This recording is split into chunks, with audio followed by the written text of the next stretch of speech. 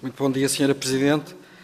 Gostaria de começar por saudar a intervenção vivaz e esclarecedora da Sra. Ministra da Cultura, aqui hoje presente. E, de facto, nós não poderíamos deixar de qualificar este requerimento do Chega como um ato de frenesim político cuja espuma do dia se vai esvaindo com o tempo e, portanto, registar esta tentativa de caricaturar a Sra. Ministra naquilo que ela não é. Ou seja, tentar pintar a Sra. Ministra numa espécie de porta-voz do movimento woke, anticultural português, antipatriótico. Agora, a política é um ato sério. E quando estamos a falar de história portuguesa, quando estamos a falar de história mundial, estamos a falar de histórias africanas, estamos a falar de história, nós temos de ter muito cuidado. Mas o cuidado não significa falta de assertividade, porque essa mesma assertividade que o Chega aqui usou, eu vou usar em dobro, porque eu acredito que as palavras devem ser respondidas com palavras. Senhora Ministra, o centro político moderado, a direita nacional, patriótica, não é frenética, nem vive da antagonização com os povos irmãos. Por isso mesmo, nós, no campo patriótico, no campo nacional, sempre entendemos que uma das grandes características portuguesas, que faz parte inclusive da nossa identidade e que alguma esquerda woke deplora como sendo uma espécie de afiliação tardia de lusotropicalismo, mas que não é, porque, e já o podemos comprovar vastíssimas vezes que não é, é de que nós, na nossa identidade, não a conseguimos conceber sem a memória destes 500 anos e, sobretudo, sem a vivacidade e sem a reciprocidade que sentimos, de facto, ao chamar povos, irmãos, aos países resultantes daquilo que foi um encontro de culturas, um encontro de história, matizado por coisas boas, coisas más, por glórias, por misérias, por feitos e também por vergonhas. E é isso que nós somos o resultado dessa história. Eles e nós e eles.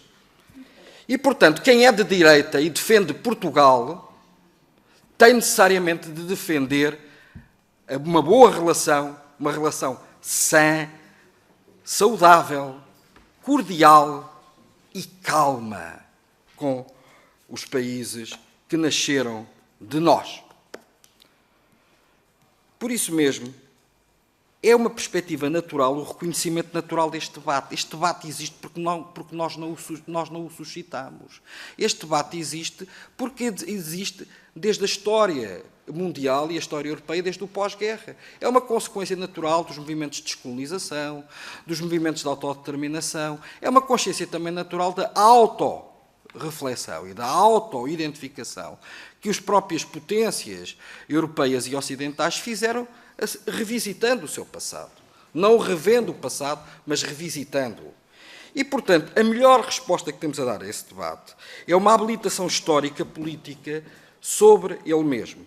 E, em relação a estes assuntos concretos, defendermos as nossas posições e defendermos com aquilo que tem a civilização e o Estado de Direito e o princípio do direito internacional, o direito, a lei, a habilitação jurídica de cada título.